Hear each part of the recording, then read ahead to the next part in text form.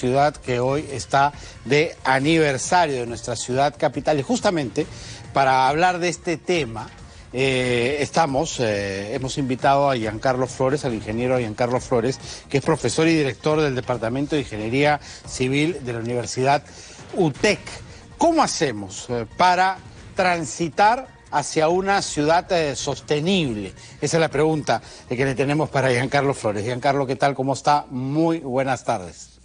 ¿Cómo estás, Juan Carlos? Muchísimas gracias por la invitación. Buenas tardes y feliz cumpleaños a Lima. Feliz cumpleaños. No todos los años se cumplen 487 años. Así es, ya estamos casi rumbo a los 5 siglos de historia. En primer lugar, Giancarlo, ¿qué es una ciudad sostenible? Para ir entrando en contexto. Claro. Una ciudad sostenible es una ciudad que hace uso de sus recursos de manera eficiente. En general hay 4 dimensiones que una ciudad sostenible debe mantener. Debe ser sostenible en temas ambientales y climáticos, no debemos consumir más recursos de aquellos que generamos. Debemos tener un desarrollo urbano sostenible, no ocupar más espacio del que necesitamos o debemos utilizar cada uno para nosotros.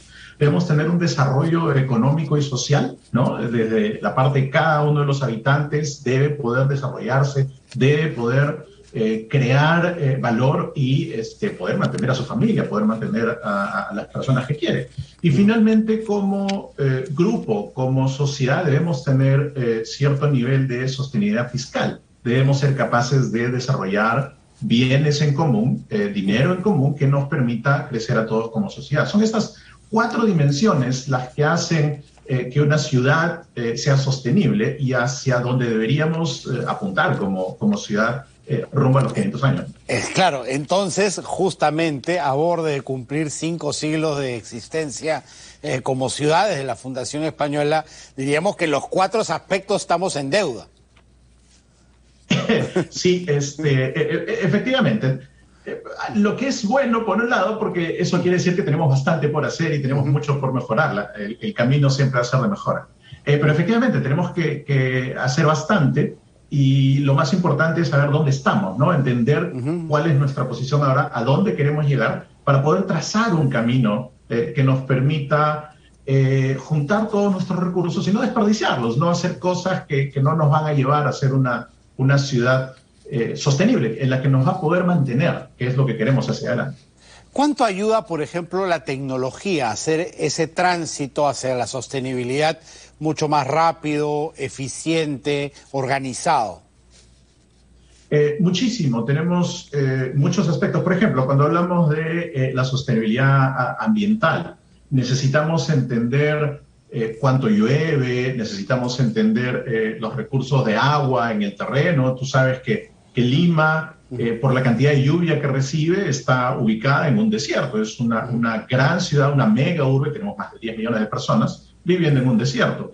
Por lo tanto, entender esto y utilizar la tecnología para saber cómo podemos utilizar de manera más eficiente el recurso agua, nos va a permitir ser más eficientes, más sostenibles desde el punto de vista ambiental. No solamente en aspectos de regar plantas o regar jardines, sino también con sensores para saber, por ejemplo, dónde está fugando agua en una tubería de agua, para no perder más del 10 o 15% de agua como normalmente se pierde en grandes ciudades. Nos cuesta tanto producir agua potable, no podemos desperdiciar tanta en una ciudad desértica como esta.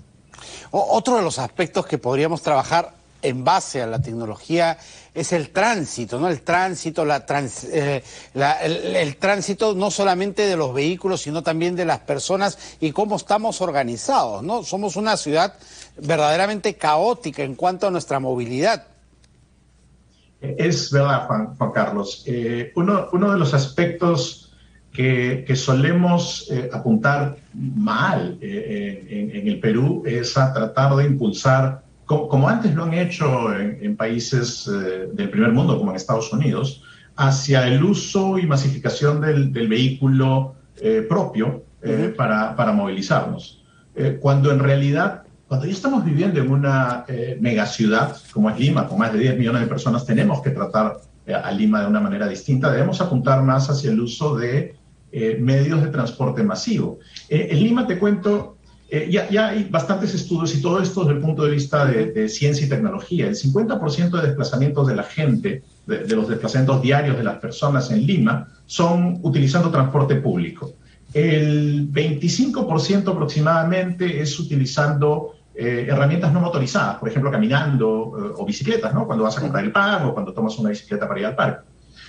Un 15 a no más de 20% es transporte privado, personal, en vehículos que solamente tú manejas, ¿no? Tienes un carro que ocupa 10 metros cuadrados, 15 metros cuadrados con una sola persona. Y el resto es otros medios de transporte. Entonces, ya viviendo en una ciudad que es tan grande como la nuestra, una megaurbe, tenemos que enfocarnos en este 50% de transporte, hacerlo más eficiente, entender cómo nos movemos como población, cómo nos movemos como ciudad, dónde están nuestros requerimientos, de dónde a dónde nos movemos todas las mañanas cuando vamos al colegio, a las universidades, al trabajo, por las tardes, cuál es la dirección de regreso, para darle más oportunidades a la gente que utilice transporte público. No estoy en contra del transporte privado. El transporte privado tiene su lugar, pero no debería ser el lugar más importante, o no deberíamos estar empujando en esa dirección. Todo esto se ve desde la ingeniería de transporte, que es una de las áreas de ingeniería civil, Juan Carlos, y utilizando análisis matemáticos, data, sensores, podemos ayudar a crear una ciudad mucho más eficiente en el transporte de sus ciudadanos. Y ya aprovechando tu experiencia como ingeniero civil, también proyectar nuestra infraestructura en base a eso, a las necesidades que tenemos y que quedan mapeadas con esta tecnología, ¿no? Por supuesto, por supuesto. Hay un concepto que suele ser propuesto como solución para problemas de tránsito. Si tenemos un problema de tránsito porque hay muchos carros en esta avenida, la solución es construyamos un carril adicional o construyamos una avenida adicional. Claro. Y suena natural, suena evidente. Bueno, si 3 carriles son muy pequeños, pongamos 4, pongamos 5. El problema con esto, como lo dijo Lewis Mumford, que fue un famoso arquitecto norteamericano, tratar de solucionar el problema de tránsito construyendo más avenidas es equivalente a tratar de solucionar problemas de la obesidad comprándote pantalones de talla más grande. No solucionas el problema de fondo, simplemente le estás dando una solución temporal. Y lo que terminas consiguiendo, creando avenidas cada vez más grandes, es que mucha más gente viene a estas avenidas y se vuelven a llenar. Tú construyes avenidas mucho más amplias, con mucho más carriles, y vas a tener mucha más gente de la que había al inicio y multiplicas los problemas de atoro de tránsito. Una vez más, haciendo un análisis técnico, haciendo un análisis teórico de matrices de movimiento, de desplazamiento de gente, de la matriz de una ciudad, puedes poder definir adecuadamente dónde es que debes poner un puente, dónde es que debes poner una avenida para optimizar el tránsito de una ciudad.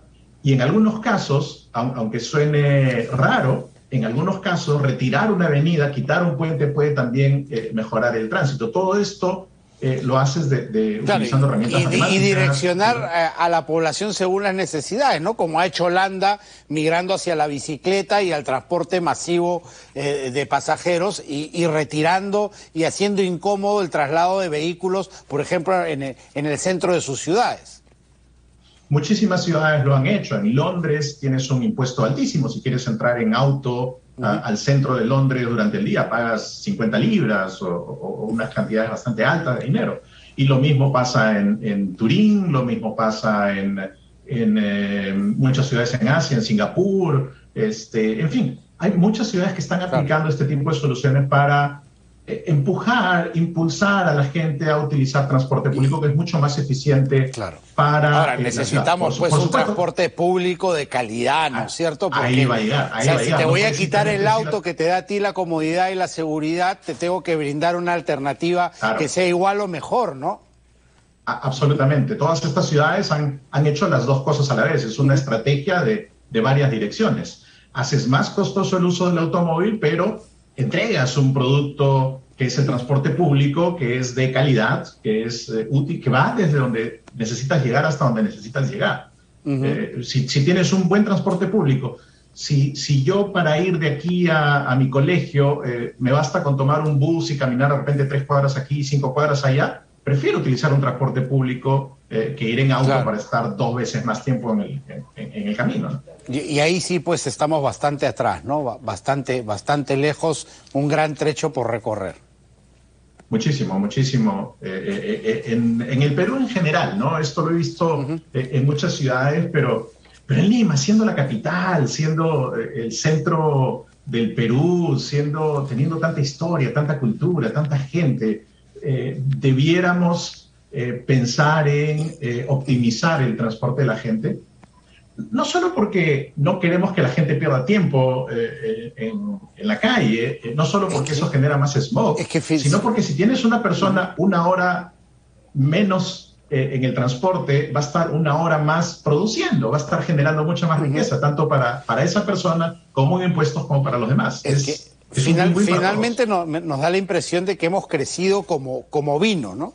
Hemos crecido como salió la cosa y no de manera planificada como lo estamos conversando ahora, que es la necesidad que ahora tenemos de sentarnos y trazar la ruta y el camino para crecer de manera ordenada. Tú has tocado un punto súper importante, Juan Carlos, que es el del planeamiento. Uno no construye una casa, tú no vas a un terreno con 4 bolsas de cemento, 1000 ladrillos y te pones a construir la casa. A como salga. Acaba la puerta y después digo una ventana. No, mejor ya no la ventana por acá, mejor la hacemos por allá. ¿Y qué tal si hacemos 2 pisos? No, mejor un piso. ¿Y qué tal el jardín por acá? Pero ya hicimos esta pared, ya tocamos la pared. Es así como hemos estado construyendo la ciudad. Lo que normalmente haces es, primero estudias, analizas cuáles son las necesidades, cuántas personas van a vivir en esta casa, por dónde sale el sol, hacia dónde se va a desplazar, van a tener auto o no van a tener auto, diseñas una casa y recién ubicas los recursos que necesitas para construir la casa, planeas la casa y construyes la casa.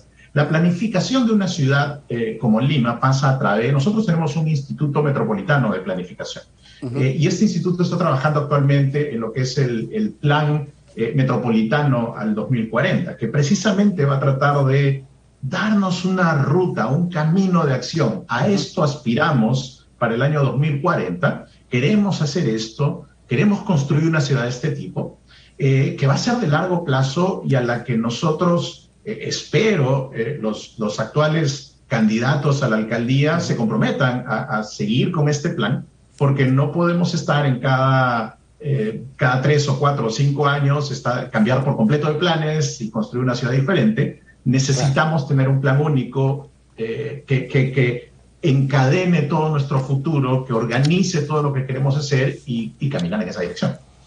Perfecto, muchísimas gracias, Giancarlo, y rica conversación. Ojalá haya sido escuchada por los que aspiran a ser nuestras próximas autoridades. Muchísimas gracias. Así es, Juan Carlos, muchas gracias por la invitación.